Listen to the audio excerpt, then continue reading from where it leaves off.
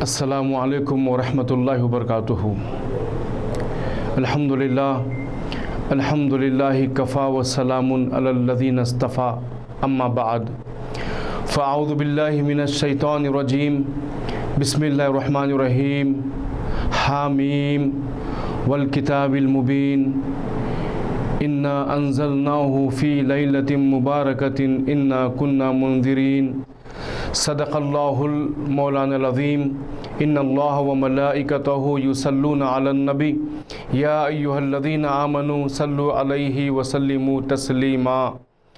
اللہم صلی علی سیدنا و مولانا محمد وعلی آلہ واصحابہ وبارک وسلم۔ ناظرین اکرام، الحمدللہ شب بارات کا موقع ہے۔ اللہ تبارک و تعالی ہم سب کو اس شب بارات کے نعمتوں سے، برکتوں سے، فضیلتوں سے سرفراز فرمائے اور ہم سب کی مغفرت فرما دے اور اپنی بارگاہ میں ہماری تمام عبادات کو قبول فرمائے۔ حضرات گرامی، 14 شعبان کی بڑی اہمیت ہے۔ اس میں اللہ تبارک و تعالی اپنے گناہگار بندوں کو بخش دیتا ہے، جیسا کہ روایت میں آتا ہے کہ اللہ کے نبی حضور پاک علیہ السلام نے ارشاد فرمایا کہ جب نصف شعبان آ جائے تو رات کو عبادت کرو اور دن میں روزہ رکھو، اس لیے کہ نصف شعبان کی شب سے ہی اللہ تبارک و تعالی آسمان دنیا پر جلوہ فرما ہو جاتے ہیں اور آواز دیتے ہیں کہ ہے کوئی مجھ سے مغفرت مانگنے والا، میں مغفرت اس کے کروں گا۔ فرماتے ہیں کہ ہے کوئی مجھ سے رزق مانگنے والا، میں اسے رزق عطا فرماؤں گا۔ ہے کوئی مجھ سے شفا مانگنے والا، میں اسے شفا عطا فرماؤں گا، یہاں تک کہ فجر کا وقت ہو جاتا ہے۔ یعنی اس رات، ساری رات اللہ تبارک و تعالیٰ اپنے بندوں کو آواز دیتے ہیں۔ خاص بات یہ ہے کہ بندہ ہر رات اللہ سے مانگتا ہے، لیکن شب بارات کی فضیلت یہ ہے کہ اس رات میں اللہ تعالیٰ خود فرماتے ہیں کہ ہے کوئی مجھ سے مانگنے والا، مانگو میں عطا کرنے والا ہوں۔ حضرات گرامی، یہ رات توبہ کی رات ہے۔ اس میں اللہ تبارک و تعالیٰ اپنے گناہگار بندوں کی توبہ قبول فرماتا ہے۔ روایت میں آتا ہے کہ آسمان کے دروازے کھول دیے جاتے ہیں، دروازوں سے آوازیں آتی ہیں۔ ایک دروازے سے فرمایا جاتا ہے کہ ہے کوئی آج کی رات توبہ کرنے والا، اس کی توبہ قبول کی جائے گی۔ ایک دروازے سے فرشتہ آواز دیتا ہے کہ ہے کوئی آج کی رات نماز پڑھنے والا، کہ جس کے نماز کی خاطر اس کو بخش دیا جائے گا، اس کی حاجتیں پوری کر دی جائیں گی۔ ایک اور روایت میں کہ اس رات رحمت کے 300 دروازے کھلے رہتے ہیں۔ اللہ کے نبی نے فرمایا کہ جبرائیل، یہ دروازے کب تک کھلے رہتے ہیں؟ تو آپ نے عرض کیا کہ حضور یہ صبح فجر تک رہتے ہیں۔ تو اس رات کو بڑے اہتمام کے ساتھ منانا چاہیے اور اپنے لیے، اپنے والدین کے لیے، اپنے احباب کے لیے اور سارے اہل ایمان کے لیے دعا کرنی چاہیے۔ اس رات میں نمازوں کو کثرت سے پڑھنا چاہیے، جیسا کہ 2 رکعت نماز کی فضیلت کا میں ابھی بیان کروں گا کہ ابن زاد المجالس میں حضرت عبد الرحمن صفوری رحمۃ اللہ تعالیٰ علیہ فرماتے ہیں کہ عیسیٰ علیہ السلام نے ایک پتھر کو دیکھا اپنے زمانے میں، سفید گنبد نما پتھر تھا، آپ نے دیکھا اور اس کے اطراف گھومنے لگے۔ وہی آئی کہ اے عیسیٰ کیا دیکھ رہے ہو؟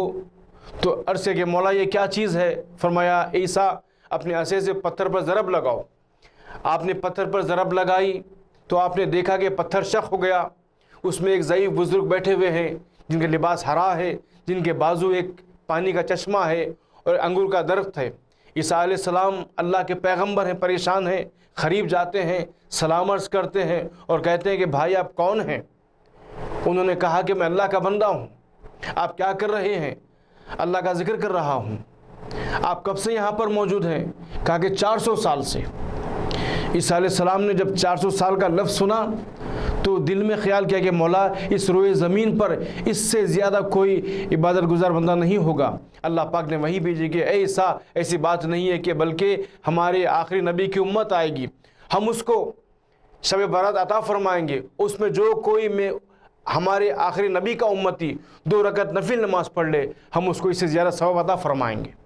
تو ناظرین اکرام، صرف 2 رکعت نماز پڑھنے کا اتنا ثواب ہے تو اندازہ لگائیے کہ اس رات کی اہمیت کا عالم کیا ہوگا۔ ہمیں اس رات میں احتساب کرنا چاہیے، پچھلے گناہوں کی معافی چاہنا چاہیے۔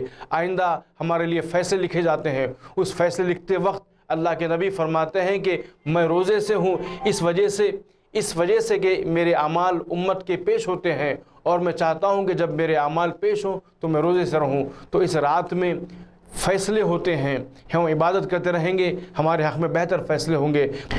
اس رات میں جو عبادتیں ہیں جو بزرگوں سے منقول ہیں یہ ہیں کہ ہم اپنے گھروں میں، مسجدوں میں، عبادت گاہوں میں، خانقاہوں میں یہ عبادتیں کریں کہ بعد نماز عشاء 2 رکعت سے کم 6 رکعت نماز پڑھیں، 2 گانے 6 رکعت نماز پڑھیں بعد نماز عشاء۔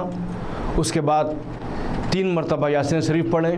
پہلی مرتبہ ایمان کی سلامتی کے لیے دعا مانگیں، پھر یاسین پڑھیں، پھر رزق میں برکت کے لیے دعا مانگیں، پھر تیسری بار یاسین پڑھیں، پھر درازی عمر کی اپنے لیے، اپنے تمام اہل خانہ کے لیے دعا مانگیں۔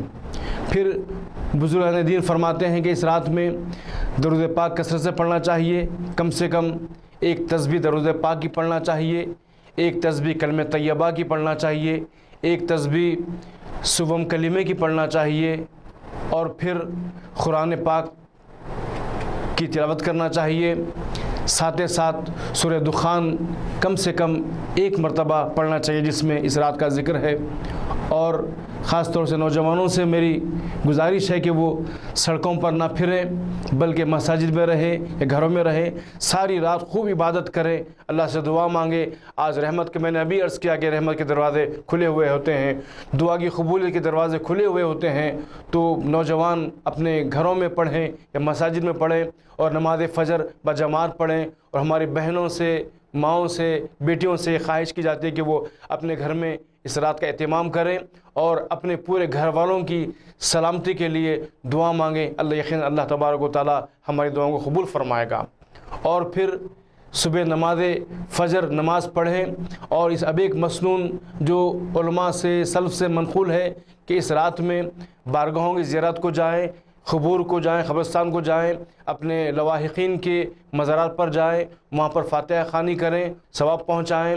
یہ بھی باعث ہمارے لیے سعادت ہے تاکہ ہمارے دل میں خوف پیدا ہو، اور اس رات کا جو اصل مقصد ہے کہ اپنے آپ کا احتساب کریں، اپنے آپ کو سمجھیں کہ اللہ تبارک و تعالی ہم کو یہ رات کیوں دیا ہے۔ اس لیے دیا ہے کہ ہم اپنے آپ کو اللہ کے حوالے کر دیں، اپنے جتنے بھی معاملات ہیں اللہ کے سپرد کر دیں، اور ہمارے فیصلے فرمانے والا اللہ کی ذات ہے۔ اور خوب دعا مانگے، اپنے محبوب رسول آپ کے میرے سرکار پاک حضور پاک علیہ السلام کے واسطے وسیلے سے آپ کے صدقے میں دعا مانگے، یقیناً اللہ تبارک و تعالی ہماری دعا کو قبول فرمائے گا۔ سبحان ربک رب العزت عما یصفون وسلام علی المرسلین والحمد للہ رب العالمین۔ میں تمام عالم اسلام کو شب برات کی برکتوں کی مبارکباد دیتا ہوں۔ یہ مبارک رات ہے، اللہ تبارک و تعالی ہم سب کو اس رات میں عبادت کرنے کی توفیق عطا فرمائے۔ وصلی اللہ تعالی علی خیر خلقہ وعلی آلہ وصحبہ اجمعین والحمد للہ رب العالمین۔